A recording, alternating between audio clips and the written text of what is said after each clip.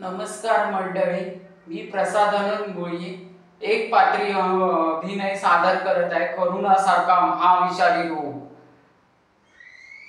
कसं काय पाटील, बरं आहे का? सांगा, बरं आहे का? आज काय ऐकलं ते खरं आहे का? ओ, मी तुम्हाला काही घाबरवायला आलो नाही. तुम्ही बरे आहात ना? ठीक आहात ना? आपली काळजी घेऊ शकता ना? हो, बरे आहात ना? हो, बरे आहेत ना? चालेल. मी काय सांगतोय ऐकून घ्या. करोनासारखा महाविषारी रोग येतोय. तो महाविषारी रोग आपल्या घरात घुसायला वेळ लागणार नाही. आपले डॉक्टर लोक, पोलीसवाले त्याच्याशी झगडतायत आणि आपण काय करतोय? उघड्या डोळे नुसतं बघत राहतोय. आपण आपली काळजी घेतलीच पाहिजे, ते पण घरात राहून.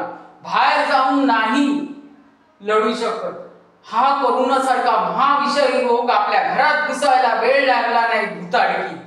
तर या भुताडकीला थांबवायचं असेल तर आपण आपली काळजी घेतलीच पाहिजे. मी सांगतोय ना, आपलं कुटुंब वाचेल, आपला देश वाचेल, आपला महाराष्ट्र वाचेल. ह्या करोनासारख्या बेटी झालंच पाहिजे. ह्या करोनासारख्या रोगाला हे गणपती बाप्पा मंगलमूर्ती मोरया. ह्या करोनासारख्या महाविषारी रोगाला तू आवर घाल.